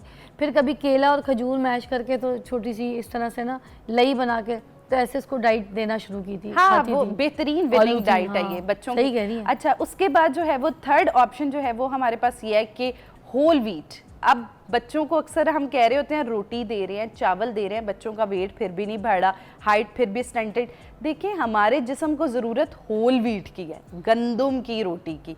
तो इस वजह से होल व्हीट के सोर्सेज दें आप कार्ब्स में। आपने बच्चे को रोटी देनी है, वो होल व्हीट के दें। पास्ता बच्चे शौक से खाते हैं, होल व्हीट का पास्ता दें। उसके अलावा जैसे चावल हैं, चावल आप एक मिनिमम क्वांटिटी में, बच्चा जब छोटा होता है ना उसी टाइम तब से बच्चे को पोर्शन साइज की आदत डालें। ये ज़रूरी नहीं कि माएँ अक्सर एक प्रैक्टिस करते हैं बच्चों के मुंह में डालती चाहे बच्चा वॉमिट।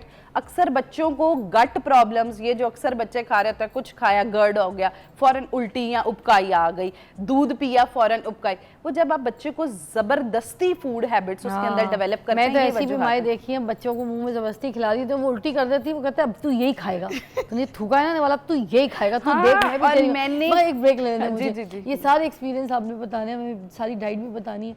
बहुत मज़ा आ रहा है, सही वाला सही है। देखिए ना, जैसे कहते हैं ना सही शो, वो ये आज हमें सब कुछ बता रही है। तो देखिए ज़रूर, हमारे साथ रहिएगा। आप देख रहे हैं मॉर्निंग विद फिज़ा।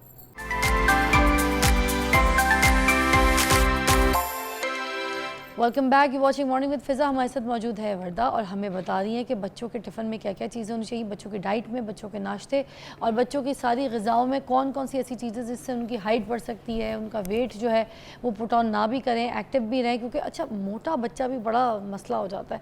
कुछ लोग कहते हैं और हमारे बच्चे को भूख ही नहीं लगती है, बच्चा खा नहीं रहा, बच्चा लागर हो गया। पहले यहाँ बता दें, फिर उसके बाद मोटापे पर भी बात कर लेंगे, ठीक है? तो ये जो भूख नहीं लगती बच्चों को और वो कुछ खाते ही नहीं है, पीछे प्लेट ले लेके माएँ भाग रही हैं, अब उसके लिए क्या करना है?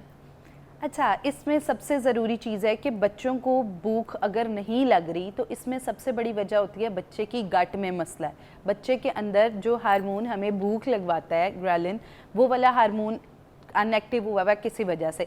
अब होता क्या है कि हमें इस सूरत में बच्चे को देनी है जिंक वाली चीज़ें, वो चीज़ें जिनके अंदर जिंक मौजूद है। जिंक बच्चे की गट बेहतर करके बच्चों का भूख लगने का मैकेनिज्म नॉर्मल कर देता है। माएँ जो हैं वो तो भूख वाला सिरप पिला रही होती हैं, या फिर आयरन का सिरप, जिससे बच्चों की पोटी जो है वो ब्लैक हो जाती है। हाँ जी, सख्त भी। बिल्कुल। अच्छा, एक बहुत ज़्यादा कॉन्सेप्ट है, बच्चा ने एक दिन नहीं खाया ना, बच्चे को फटाफट वो वाला जी शरबत है जस्ट भूख लगने वाला, वो पिलाई जाओ। अच्छा, अब होता क्या है, एक अरसे तक अगर बच्चे को कोई हेल्थ इशू है, यानी बच्चे को कोई मैदे का मसला है या एपिसोडिक डायरिया बहुत अरसे से रहा है, उस सूरत में वो सिरप देना ठीक है।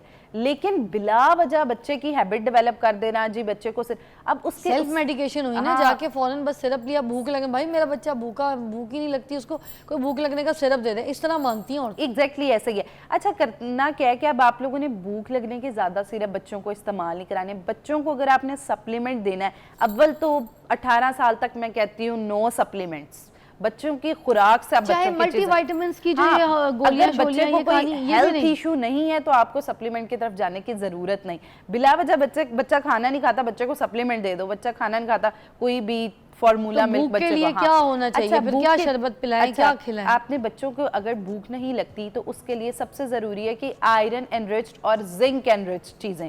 तो उसमें आप क्या दे सकते हैं? बच्चे को खाली पेट सेब का इस्तेमाल कराएं छिलके समेत। आपने वो फल जैसे आड़ू है, आलू बुखारा है, जिनके अंदर विटामिन सी और जिंक का कंटेंट बहुत अच्छा मौजूद है, वो वाले फल बच्चों को ज्यादा दें। और ये भी मौसमी आए हुए भी हैं, बच्चे हाँ। को चीनी और नमक का इस्तेमाल कम कराएं, बच्चे को चीनी और नमक कम इस्तेमाल कराएं। और उसके साथ साथ सफ़ेद मैदे से बनी चीज़ें जैसे बेकरी गुड्स हैं, चिप्स हैं।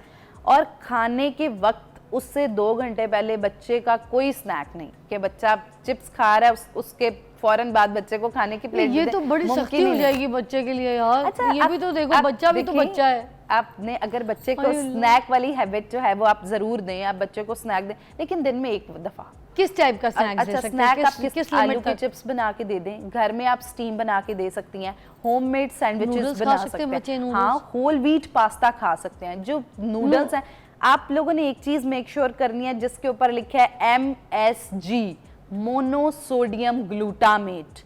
ये समझे बच्चों के लिए पॉइजन है। जिन चीज़ों में MSG मौजूद है वो आपने नहीं देनी।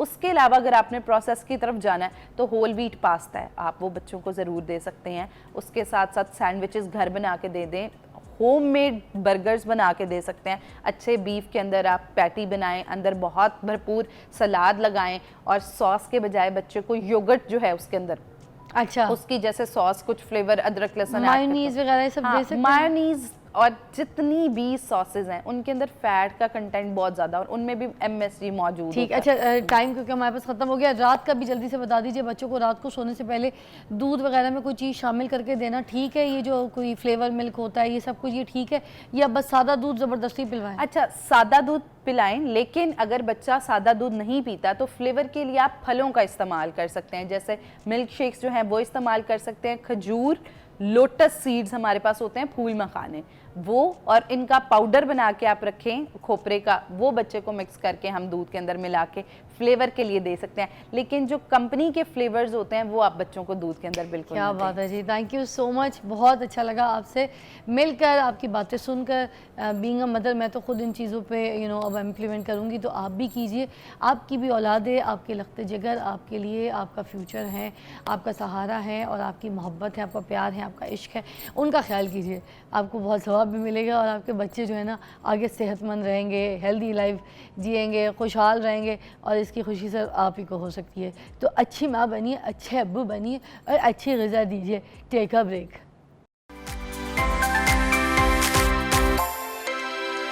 Welcome back, you watching morning with Fiza and I hope आज ये जो बच्चों के टिफ़िन के ऊपर बात की आपको बहुत अच्छा लगा होगा, बहुत आपकी जो है ना रहनुमाई हुई होगी। मगर मैं साथ साथ अभी एक और बहुत अच्छा टॉपिक है जिसको डिस्कस करना चाहूँगी यहाँ पर।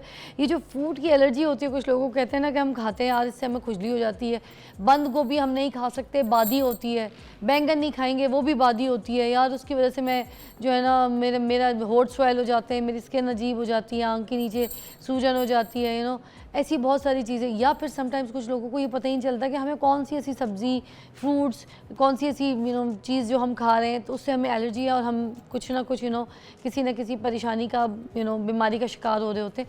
ये फूड एलर्जी होती क्या है, ये क्यों पैदा होती है, इससे कैसे बचना है, इसको डायग्नोस कैसे करना है, ये सब चीज़ें पूछने के लिए डॉक्टर मुमताज़ जो है हमारे साथ हैं, एलर्जी स्पेशलिस्ट हैं, तो उनसे बात करते हैं। अस्सलाम वालेकुम।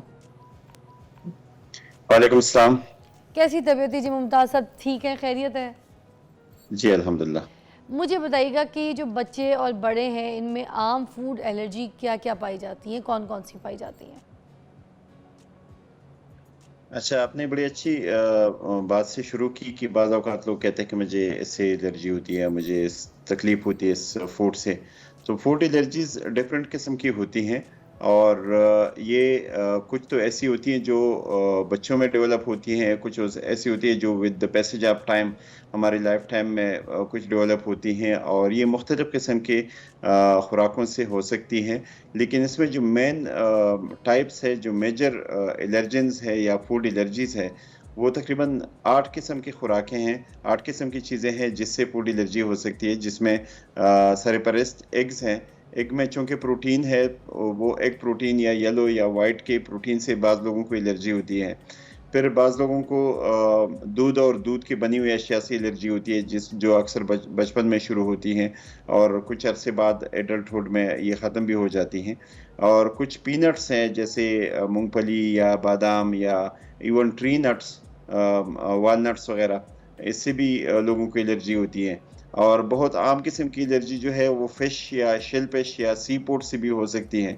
और बच्चों में एक एलर्जी आम है जो कि बचपन में डायग्नोज होती है अमूमन, और उसको वीट एलर्जी हम कहते हैं, या उसको एक और लफ्ज़ जो हम मेडिकल में यूज़ करते हैं सीलिएक डिजीज़ या ग्लूटेन एलर्जी कहते हैं, वो भी है। सोयाबीन से भी एलर्जी होती है, जो सोया सॉस या सोया जिस चीज़ों में होती है उससे भी एलर्जी हो सकती है लोगों को। और इस तरह को 2-4 और किस्म के फूड है जिससे एलर्जीज सर इसकी डेवलप हो सकती है या वजूहात होती क्या है। है और ये पैदा क्यों होती है?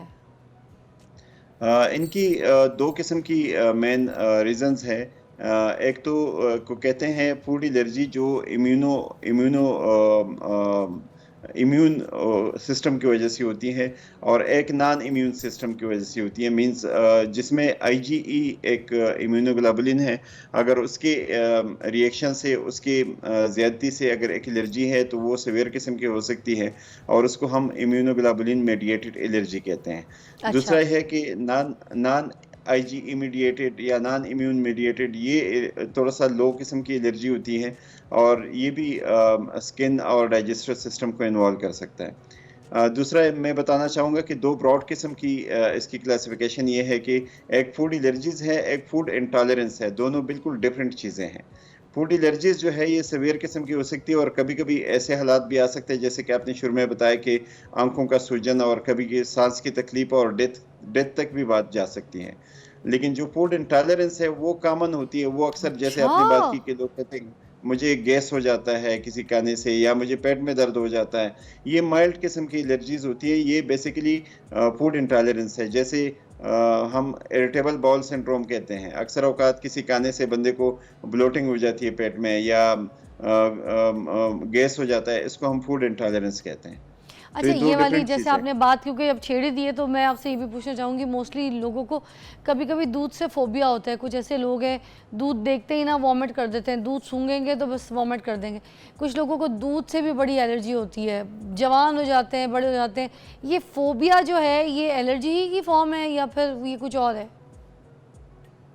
डिपेंड करता है। अगर सिर्फ वो देखने से उनको प्रॉब्लम होता है, वो फिर तो उनका तो इंटॉलरेंस भी हो सकता है और वो कोई साइकोलॉजिकल भी इशू हो सकता है। लेकिन अगर खाने पीने से उनको प्रॉब्लम होता है तो मिल्क एलर्जीज बहुत कॉमन है, वो मिल्क एलर्जीज है। लेकिन इसमें कुछ बच्चों में जो आम कॉमन पाई जाती है वो है लैक्टोज इंटॉलरेंस, जो अक्सर बच्चों को पैचेस लग जाते हैं दूध से, या काऊ मिल्क एलर्जीज होती हैं, उससे भी पैचेस लग जाते हैं या पेट खराब हो जाता है, और वो उम्र के साथ साथ डेवलप वो बेहतर हो जाता है। फिर मींस एडल्टहुड में जाके बच्चे ठीक भी हो जाते हैं और वो फिर दूध पी सकते हैं, उसको टॉलरेट कर सकते हैं, तो उसको इंटॉलरेंस कहते हैं। अगर कुछ एलर्जीज जो है वो लाइफ टाइम भी चलती है with the passage of time, चूँकि इसमें बदन में अल्लाह ने बहुत एडाप्टेशन रखी हुई है और वो अडाप्ट हो जाता है, तो ये कोई भी बहुत सारी एलर्जीज ऐसी है जो लाइफ टाइम नहीं चलती। फूड एलर्जीज जो है, अच्छा, अब तो ये ये जो एक टाइप का इंटॉलरेंस है। जो मिल्क वाला है ना, ये इंटॉलरेंस है अच्छा, बेसिकली। और मुझे ये बताइएगा, कुछ लोगों को दूध से बहुत ज़्यादा लोग शिकायत करते हैं, कुछ लोगों को चाय से भी गैस हो जाती है, पेट में ब्लोटिंग हो रही होती है, पेट में दर्द वाली ब्लोटिंग होती है, तो क्या ये भी एलर्जी होती है, ये जो पेट में जाके तकलीफ देती है? कुछ ऐसे खाने जो जाके इसको फ़ौरन बता देते हैं, इसको हम कुछ ज़बरदस्ती के बर्ब्स आना शुरू हो जाते हैं, सीने की जलन नहीं होती, एसिडिटी नहीं होती, मगर फजूल के बर्ब्स आ रहे होते हैं, कुछ खाना ऐसी कुछ खा के फ़ौरन। कुछ लोगों को लाल मिर्चों से एलर्जी होती है, जैसी खाते हैं लाल मिर्चें तो बस उनको अजीब अजीब से खट्टे डकार, अजीब सी पेट में तकलीफ़ और अजीब सी चिड़चिड़ी सी तबीयत हो जाती है, तो ये भी एलर्जी में शामिल होता है क्या?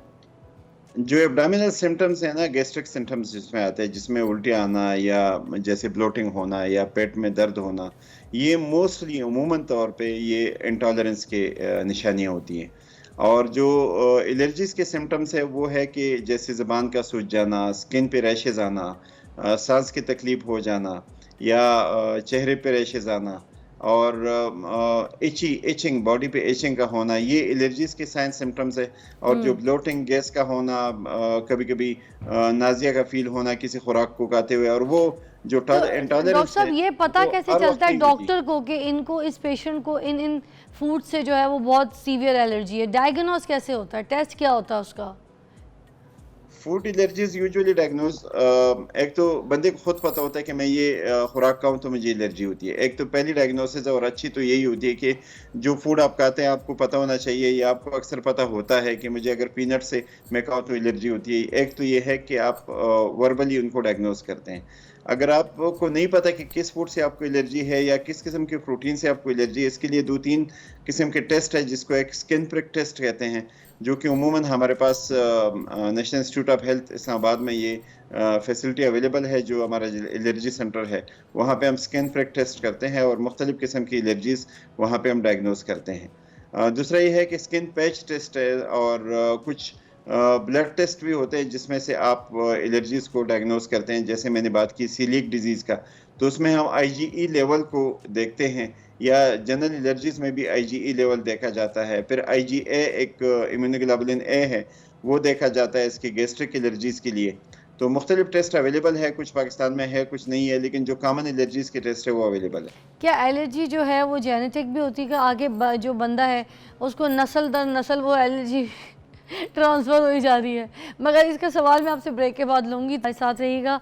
मुमताज़ साहब जो कि एलर्जी एक्सपर्ट हैं, डॉक्टर हैं, वो हमारे साथ हैं। आज हम इनसे ये पूछ रहे हैं कि जो एलर्जी हो जाती है खानों से, पीने से, किसी चीज़ से, तो वो क्या होती है? हमें कैसे पता चलेगा कि कौन सी चीज़ हमारे जिस्म में एलर्जी पैदा कर रही है? तो रहिएगा साथ, ब्रेक के बाद भी।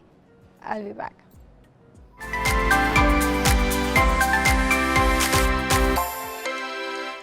Welcome back, you watching morning with Fiza. हमारे साथ डॉक्टर मुमताज़ हैं जो कि एलर्जी एक्सपर्ट है, और हम उनसे ये पूछ रहे हैं कि एलर्जीज़ क्यों हो जाती हैं खाने से, पीने से, कोई ऐसी चीज़ें जो बाद में हमें समझ नहीं आती कि हमारी बॉडी में ये एलर्जी पैदा कर रही हैं और क्यों कर रही हैं, ये है इसकी डायग्नोस्ट कैसे की जाती है। इन सारे सवालों के जवाब हमें दे रहे हैं डॉक्टर मुमताज़।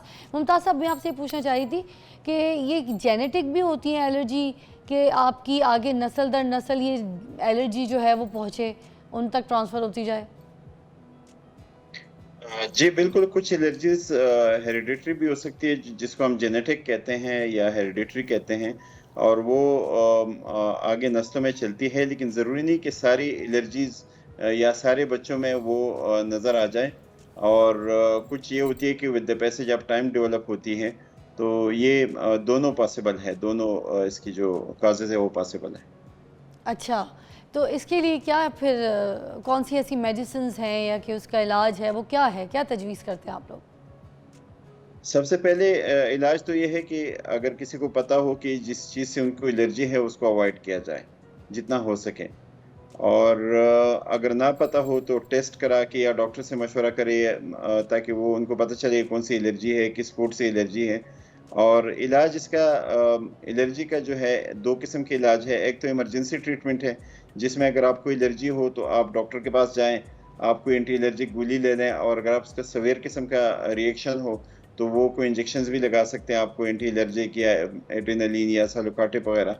और बाज़ औक़ात न्यूबलाइजेशन की और ऑक्सीजन की भी ज़रूरत पड़ सकती है अगर सवेयर एलर्जी हो, जिसको हम एनाफ्लेक्सिस रिएक्शंस कहते हैं, जो कि लाइफ थ्रेटनिंग भी हो सकती है बाज़ औक़ात। इसलिए एलर्जीज़ को माइल्ड नहीं लेना चाहिए, लाइट नहीं लेना चाहिए, और इसको ज़रूर डॉक्टर से मशवरा करें। और एक और किस्म की थेरेपी है जिसको हम ओरल इम्यूनोथेरेपी कहते हैं, जिसमें जो एलर्जिक फूड है उसकी इंक्रीमेंटल डोजेस दी जाती हैं, थोड़े थोड़े डोज में उनको दिया जाता है ताकि उनकी बॉडी उनके साथ एडॉप्ट किया जाए। तो ये भी एक तरीका है।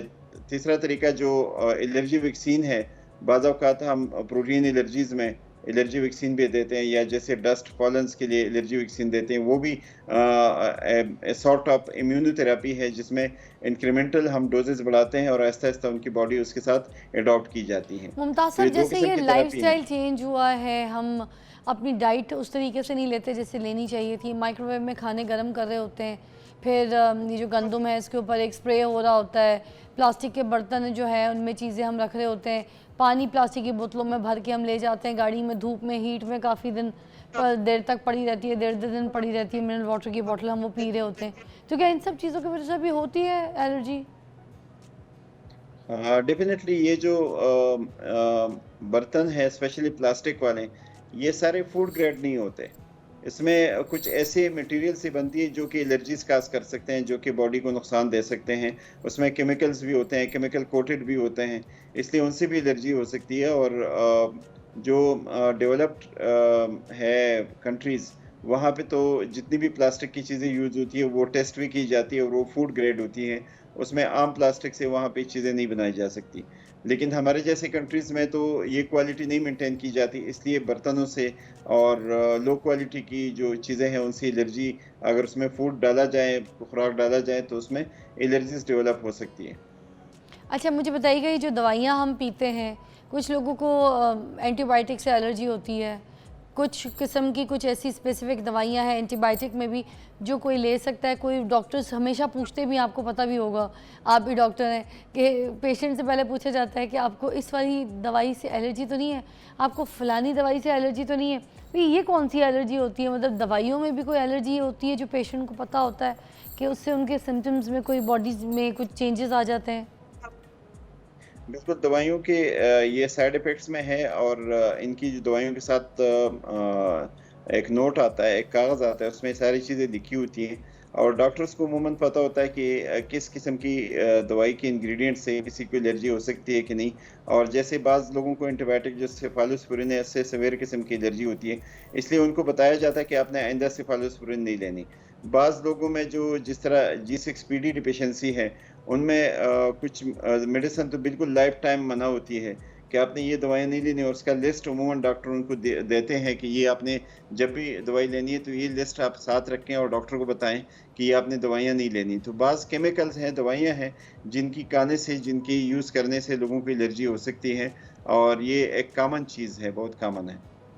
अच्छा जी, और लास्ट कोई ऐसी चीज़ आप हमें बता दें कि अगर हम एंटी एलर्जी खा लें या कोई ऐसी चीज़ खा लें, कोई ऐसी मेडिसिन्स अगर आप हमें बता दें कि जो अगर हम खा लें इसके कोई साइड इफ़ेक्ट्स भी ना हो और हम एंटी एलर्जी के तौर पे हम उसको यूज़ कर लें तो हमारी एलर्जी दूर हो जाए।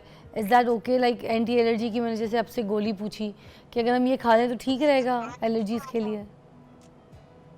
जो कॉमन एंटी एलर्जिक दवाइयाँ हैं, जैसे अगर आपकी स्किन एलर्जी है, जैसे आपको इचिंग शुरू हुई या सांस की तकलीफ शुरू हुई, तो उसमें आप कोई भी एंटी एलर्जिक जैसे लोराटिडिन है या कैस्टीन है, सॉफ्टेन है, ये सेट्रिजिन खा है, सकते हैं? जी सेट्रिजिन, लोराटिडिन वगैरह, इसकी गोली, या अगर बच्चे हैं तो शरबत दे सकते हैं। लेकिन इसके डोज का ख्याल ज़रूर रखिएगा क्योंकि ये थोड़ी सी वो सेडेटिंग होती हैं। अगर खुदा न खास्ता आप ड्राइविंग करने लगे और आप सेडेटिंग कोई टैबलेट्स वगैरह ले लें तो वो ख़तरनाक भी हो सकता है। इसलिए जब भी आपको एंटी एलर्जिक दवाई ले लें, कोई भी एंटी एलर्जिक, तो उस दौरान आपने अपने मूवमेंट्स जो है महदूद करनी होती है और ड्राइविंग तो बिल्कुल नहीं करनी होती। ठीक हम है? तो छोटे कोई भी बच्चों एंटी को जब एलर्जिक ले खांसी सकते वासी हैं। होती है डॉक्टर साहब, तो एंटी एलर्जी का सिरप ज़रूर साथ देते हैं। कोई भी डॉक्टर्स जब उनको खांसी बुखार किसी चीज़ का ऐसे देते हैं, कोई मेडिकेशन सिरप्स वगैरह देते हैं तो एंटी एलर्जी सिरप साथ रख देते हैं, चाहे कैस्टीन हो या उस तरह के और दूसरे नाम। तो ये ठीक है? Is that safe to give the anti allergy together with the medicine? जितनी भी दवाइयाँ हैं उसमें ज़ाहिर है सेफ्टी प्रोफाइल जो होता है उसका जज किया जाता है और उसको तभी मार्केट में लाया जाता है जिसका सेफ्टी प्रोफाइल उनके जो साइड इफ़ेक्ट्स और उनके जो एडवर्स रिएक्शन है उससे ज़्यादा हो। तो इसलिए जो मार्केट में अवेलेबल मेडिसिन है वो अमूमन सेफ होती है, लेकिन सेफ डोज में, और जब एज एंड व्हेन रिक्वायर्ड हो। और कोशिश करें कि कोई भी दवाई खुद से ना लें, डॉक्टर से ज़रूर मशवरा कर लें। लेकिन अगर इमरजेंसी हो तो आप एंटी एलर्जिक कोई लो डोज में ले सकते हैं। मुमताज़ साहब, ये जो पोलन एलर्जी होती है ये क्या होती है? मैंने तो पहले इस तरह की चीज़ें सुनी, मैं कराची में होती थी, लाहौर आई तो लाहौर में सुना, फिर इस्लामाबाद में तो बहुत ज़्यादा है कि हर एक कोई टेंशन हुई हुई है, वो कहते हैं जी इसको पोलन एलर्जी शुरू हो गई है, इसको पोलन एलर्जी है। ये क्या है पोलन एलर्जी? पोलन एलर्जी दरख्तों से Pollens लगती है, घासों basically- से लगती है, किस चीज़ से लगती है ये? पॉलन्स बेसिकली जब भी ये पूल खेलते हैं या जो फसल नया नया आता है, इसके पॉलन्स होते हैं, इसके जो पूल में वो एक ज़र्रात होते हैं, और वो जब भी हम सांस लेते हैं तो वो हवा में मुअल्लक रहती है और हमारे जो रेस्पिरेटरी सिस्टम उसको हिस करती हैं, और बाज़ औक़ात उससे एलर्जी भी होती है बाज़ लोगों को। बाज़ लोग हाइपर सेंसिटिव होते हैं, बाज़ नहीं होते। तो जो हाइपर सेंसिटिव लोग होते हैं उनको उन चीज़ों से एलर्जी होती है। और डेफिनेटली इस्लामाबाद जैसे शहर में चूँकि दरख्त ज़्यादा है, पौधे ज़्यादा है और यहाँ पॉलन्स का मिक़दार हवा में बहुत ज़्यादा रहती है, इसलिए यहाँ ये एलर्जी बहुत ज़्यादा होती है। अच्छा, आम इंसान घर में एलर्जी टेस्ट कैसे कर सकता है? मेरा लास्ट सवाल है, प्लीज़ गाइड कर दीजिए ताकि जो हम लोग हैं सारे वो इस चीज़ को ज़रूर टेस्ट कर लें, हमें पता चल जाए कि हम जो ये कुछ खा रहे हैं इसमें से कोई एक ऐसी चीज़ है जो हमें रिएक्ट कर रही है, तो उसका तरीक़ाकार बता दें कि कौन सी चीज़ से हमें पता चलेगा कि हमें एलर्जी हो रही है। एलर्जी टेस्ट घर में तो नहीं किया जा सकता है, लेकिन जैसे मैंने प्रोग्राम के शुरू में अर्ज़ किया था कि आपको खुद पता चल जाता है कि किस खुराक से आपको एलर्जी हो सकती है, तो वो अवॉइड करें। और कितनी देर में बहुत रिएक्ट से होता है लोगों को कोई जिनको चीज़ खाने के बाद? जी, अक्सर खाने के बाद इनको प्रॉब्लम होता है, दूसरी दफ़ा खाते हैं फिर प्रॉब्लम होता है, तो ये आप एस्टेब्लिश कर सकते हैं कि इस खुराक से मुझे या तो इंटॉलरेंस है या एलर्जी है। सपोज़ मुझे टमाटर से एलर्जी है, मैं भी खाती हूँ, तो मुझे कितनी देर के बाद पता चलेगा कि मुझे एलर्जी है? टमाटर बेसिकली एलर्जी नहीं काज़ करता, आपको नहीं, पीनट्स आई एम वगैरह जस्ट से हो आस्किंग एज सकता एन है। एग्जांपल कि सपोज किसी भी हाँ, चीज़ हाँ, से तो समझे उसमें ये है कद्दू कि से मुझे है और मुझे मैं खाती हूँ, तो मुझे कितनी देर के बाद पता चलेगा कि मुझे कद्दू से जो है वो एलर्जी है, मेरी बॉडी को रिएक्ट करेगा, बॉडी में कितने टाइम में मुझे पता चलेगा? आप जो भी खुराक खाते हैं तकरीबन 15 से 20 मिनट में वो आपके जो मैदे से जज़ब होना और हज़म होना शुरू हो जाती है, और जैसे ही वो आपके ब्लड में उनके असरात पहुंचते हैं तो आपको एलर्जी शुरू हो जाती है, और इट टेक्स 15 टू 20 मिनट्स और आधा घंटा तकरीबन। मतलब कोई भी चीज़ हम खाते हैं तो हाफ एन आवर के बाद वो बॉडी में रिएक्ट कर सकती है, इज़ दैट? जी जी बिल्कुल। ठीक है, तो thank you so much doctor Mumtaz साहब, आपने हमें बहुत अच्छा गाइड किया। और नाज़रीन, आप लोग अपने भी टेस्ट कर सकते हैं कोई ऐसी चीज़ जो आपको लगता है कि इन सारी चीज़ों में आज आपने ये खाई है और आपको रात को जो है किसी चीज़ की एलर्जी हो गई, तो नेक्स्ट डे जब उसको खाएं तो खाने के बाद हाफ एन आवर का जो एक गैप है ना वो उसमें देखें ज़रूर, और ये लिखें कि आपने क्या क्या खाया है। उसके बाद उस चीज़ से, जिस चीज़ से आपको प्रॉब्लम हुई है, वो शीट बना के, चार्ट बना के, क्योंकि आपको समझ आ जाएगा कि 4-5 मरतबा जब आप उस चीज़ को इस्तेमाल करेंगे तो आपकी लाइफ में वो जो चार्ट बनाया होगा, जो लिखा होगा, उससे समझ आ जाएगा कि आपको किस चीज़ से एलर्जी हो रही है। फिर उसके बाद अगर आप एलर्जी भी टेस्ट कराना चाहते हैं तो वो आपकी मर्ज़ी, मगर ये घर पे भी you can do your examine, अपना एक टेस्ट कर सकते हैं जिससे आपको पता चल जाए कि ये चीज़ आपके लिए एलर्जी कॉज कर रही है। ठीक है, अपना ख्याल रखिए, एक ब्रेक के बाद दोबारा मिलते हैं, रहिए हमारे साथ। Welcome back, you watching morning with Fiza. नाज़रीन, मेरे पास एक ज़बरदस्त मेहमान है। आजकल बड़ा टिकटॉक का ट्रेंड है, हर कोई टिकटॉक देख रहा होता है, ऐसे स्क्रॉल कर रहा होता है, नई नई वीडियोस, नए नए कंटेंट और नए नए लोगों से, पर्सनालिटीज़ से मुलाकात होती रहती है आपकी। मेरे पास ज़बरदस्त टिकटॉकर, मेकअप आर्टिस्ट और MBBS डॉक्टर हैं, इनका नाम है रूबी। इनकी बहुत टिकटॉक्स वायरल होती हैं, आप बहुत पसंद करते हैं। आज मैंने इनको मधु किया, हमारे शो पे भी हमारे साथ है। अस्सलाम वालेकुम, क्या हाल है जी रूबी जी? वालेकुम अस्सलाम, आप सुनाएं, आप कैसी हैं? जी अल्लाह का शुक्र, खैरियत से। और आप मुझे लगता है आपको भूख भी लग रही है साथ साथ, है ना? सुबह सुबह जो है ना मुझे बड़ी वीकनेस फील होती है, तो मैंने कहा जाना तो है, साथ साथ खाती भी जाऊंगी। वीकनेस क्यों? आपको कमजोरी मतलब मैं देखो ना अभी सो के डाइट उठी में हूँ। आप क्या? डाइट तो देखो यार, तुम्हें नज़र नहीं आ रहा, डाइट पे तो हूँ मैं, डाइटिंग पे आप? पिछले 2 साल से डाइटिंग पे हूँ।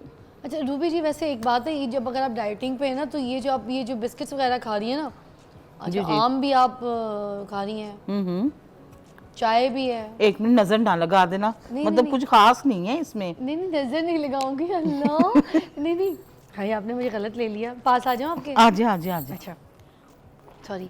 कुछ मांगना नहीं प्लीज नहीं इसमें नहीं, मैं से। अपनी चाय ला रही थी, हाँ, मैं फिर छोड़ दी। पकड़ लाओ, मुझे वहम पड़ जाता है, अच्छा, कोई मेरी चीज़ ना खा ले। अब कैसी मेहमान है, अब मुझे इंसल्ट किया जा रही है। अच्छा, मैं तो मेहमानों को बड़ी इज्जत देती हूँ, अब मुझे चलो एक घूंट पीना तो पी लो। नहीं नहीं नहीं, एक घूंट देखो मैं ले लो, चाय ले के लो। साथ में जूस कैसे पी अच्छा सकती चलो हूँ? कोई बात नहीं, मैं तो पी लेती हूँ। हैं? ये मैं बड़ी पक्की डाइटर हूँ और मैं ऐसे काम करती रहती हूँ। चाय के साथ जूस? हाँ, वो मुझे अभी थोड़ा लगा कि पहले जूस पी लेना चाहिए, मैं भूल गई थी पहले जूस पीना था। ये मैं आपसे थोड़ा सा ले सकती हूँ, ये आपको कहाँ से मिला? ये मैं कराची में खाती होती थी। अच्छा, ये बन है ना, ले लो थोड़ा सा, चाय में डुबो के खा लूंगी। हाय हाय, क्यों क्या? ये ले, अच्छा थोड़ा सा इतना सा थोड़ा आई? सा प्लीज, थोड़ा नहीं, सा अगर आप यार ले भी लो हाय अब। अल्लाह, ले- अगर आपका नहीं दिल करा तो ना दे, मगर ओए होए अल्लाह ये वो में मेवे तौबा। वाली ब्रेड है ना? ओह पहले मैं यही खा लेती हूँ, नजर आ गई तुम्हारी इस पे। नहीं, मेरी नजर क्यों होगी? मेरी नजर भी इसमें डुब के खाओगी? आप डुबो के ऐसे, जब तक ब्रेड को, बन को या पापे को डुबो ना खाए ना।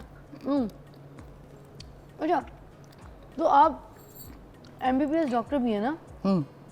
डॉक्टर होने के बावजूद आप माशाल्लाह सब कुछ खा लेती हैं। जी, सारा वो कुछ भी खा लेती हूँ। अनहेल्दी फूड है वैसे, ये आपको पता ये? है, बोलना नहीं चाह रही खुद ही तो बता रही हूँ मैं, तुम सुबह को खुद सुबह देखो कितनी हो यार। वैसे तुमने पहले से वेट ज्यादा कर लिया। मोटी हो गई ना? हाँ, अभी तुमने ये भी खा लिया ऊपर से। मैंने तो आप जो खा रही हैं, आप, मैंने देखने वाला हो चुका है, आपने भी तो खाया है, आप खा ही रही हैं। अच्छा अच्छा फिजा, इस तरह से है जी, लोगों के, तो आप बड़े इंटरव्यू लेती हैं। मुझे ये बात बताएं, मुझे आज आप इंटरव्यू दें अपना मुझे। मेरा चैनल है, मुझे लोगों ने पैसे दिए हैं इस चीज़ के कि मैं लोगों का इंटरव्यू लूँ। मैं विदाउट पैसों के ले लेती हूँ आपका इंटरव्यू, क्या कोई टेंशन नहीं है इसमें। बताएं, सुनाएं, आपका पूरा नाम क्या है? मेरा नाम है KM ख्वाजा मोहम्मद मुनज़्ज़म मुज़फ़्फ़र मुस्कान फ़िज़ा अली ज़ियाउल कमाल। इतना लंबा नाम दोबारा से? तो गाइज आपको पता है इनका नाम मैंने सुन लिया, आपको भी समझ में आ गया होगा। अच्छा, जी जी, और सुनाएं, क्या एक्टिविटी क्या है आपकी? मेरी एक्टिविटी है कि मैं अच्छा खासा खाती हूँ, पीती हूँ, इंजॉय करती हूँ, बच्ची के साथ खेलती हूँ, रस्सी कूदती हूँ, साइकिल चलाती हूँ, बागों में जाती हूँ, अच्छा। दौड़ करती हूँ, एक्सरसाइज करती हूँ और सारे काम इबादत कर लेती करती हूँ, अच्छा गॉसिपिंग भी कर लेती हूँ कभी अच्छा, कभी। अच्छा। हाँ, मतलब मुस्कुराती भी है ना आप लगती है वैसे मुझे बहुत प्यारी जब आप मुस्कुरा रही नहीं, होती मैं बहुत हंसती हूँ, बहुत खुश रहती हूँ। हाँ, अच्छा, अच्छा। हाँ, तो आप भी तो खुश रहती है, खाती पीती रहती है हैं। माशाल्लाह, देखो, जो खाता मेरी पीता रहता है बात वो खुश सुनो। रहता है। पिता एक बात तो बताओ, तुम्हें मैं अच्छी लगती हूँ? मैं तो आपसे पहली मर्तबा मिली हूँ, आप अच्छी इंसान है तो मुझे अच्छी लगेंगी। बताती बस नहीं, आप मैं अच्छा- इंसान अच्छी होनी चाहिए, तो फिर मुझे इतनी अच्छी लगेंगी कि आपकी सोच है। अच्छा हाँ, मैं इंसानियत की भूखी हूँ, सामने वाला अगर इंसान का बच्चा है ना, मुझे बहुत पसंद आता है, वरना अच्छा। मुझे कोई वैल्यू नहीं करता किसी का। दौलत, पैसा, कपड़ा, खाना पीना, उठना बैठना, जूता लत्ता, घड़ी, कुछ मायने नहीं रखती। बिल्कुल सही है, इंसान अच्छा होता है। देखो ना कितनी अच्छी बात आपने मुझे आज की बताई है, और ये बात सारी ज़िंदगी मेरे ज़हन में रहेगी कि फ़िज़ा ने मुझे ये बात कही थी, और ये अच्छा होना चाहिए बस। हाँ, ये बात है, ये ठीक है तो सारा कुछ ठीक है। हाँ, अब आपका शौक पूरा हो गया इंटरव्यू का, मैं आपसे बिल्कुल। कुछ पूछूं क्या? जी जी, पूछ लें तो आप बस यार खाना ना मांगना मुझसे, नहीं। ये बड़ी बुरी बात है। अभी तुमने पापा पुप्पा करके तो ये मेरा आधा तो ये खा गई हो तुम इसमें से। वो कहते डुबो डुबो के खाने वाला, डुबोने वाला क्या सिस्टम है? मेरी मतलब बात चाय आप ये आखिरी बार देख लें, देखें। ओए होए अल्लाह मेरी तो, चलो थोड़ा सा ले लो, नजर पड़ गई आज इसकी मेरे। बहाने से नहीं ले रही, थोड़ा सा ले लो, मैं तो सिखा बस रही हूँ थोड़ा सा लेना, कि कोई भी जी। बन है ना, तो आपने उसको ऐसे, या बिस्किट है कुछ भी है ना, ऐसे आपने डुबोना है, ठीक है? जी, जी। यूं टपकेगा, फिर अच्छा। ऐसे ऐसे टपकेगा, फिर अच्छा मैं समझी मेरे मुंह में डालोगी। मैं इतने से निवालेगा, आपके मुंह में क्या हाँ, जाएगा? यार अच्छा वैसे मुझे एक बात बताओ, लोग कहते हैं फिटनेस, मेरी फिटनेस का तो राज ये है, आपकी फिटनेस का राज क्या है? मेरी फिटनेस का राज ये है कि मैं जो आप खाती है ना, वो मैं नहीं खाती है।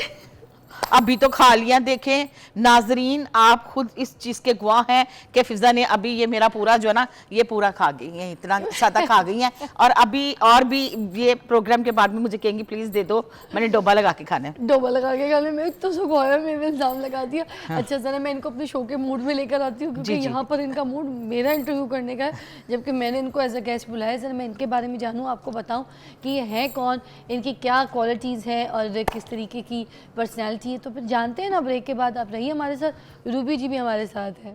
Take a break.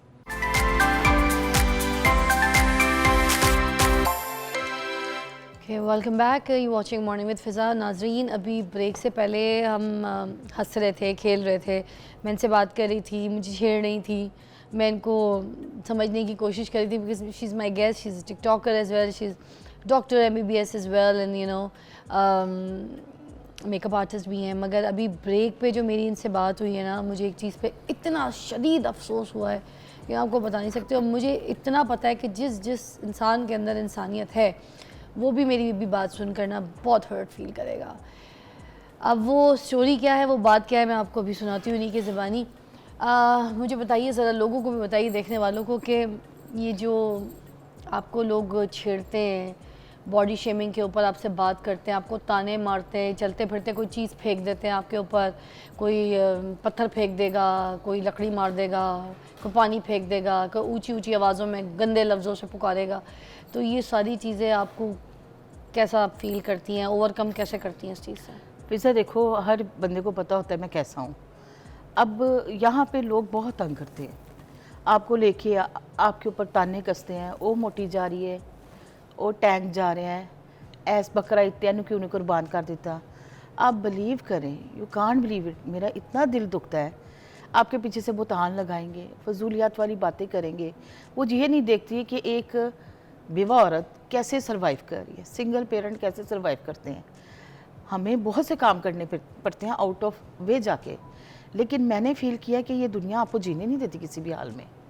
आप थोड़ा सा ऊपर चले जाएंगे तो नीचे को खींचेंगे, चलेंगे तो बाज़ारों में आवाज़ें लगती हैं, बजाय आप अपनी औरतों को सपोर्ट करो, आपके ऊपर ताने कसते हैं। कभी कभार ऐसा होता है गुजरते हुए दूर से कुछ मार देंगे और ऐसे ऐसे अल्फाज बोल देते हैं कमेंट्स बॉक्स में कि आपको खुद से शर्म आना शुरू हो जाती है कि मैं ये क्या कर रही हूँ। बेवा भी आप? जी बिल्कुल, हस्बैंड को फोते हुए बड़े साल हो गए मेरे।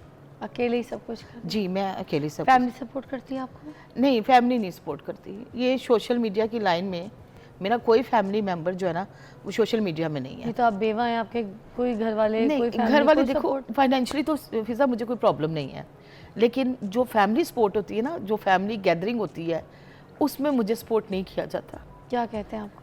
हमेशा मुझे कोई ना कोई ऐसी बात की जाती है, इग्नोर किया जाता है। क्या?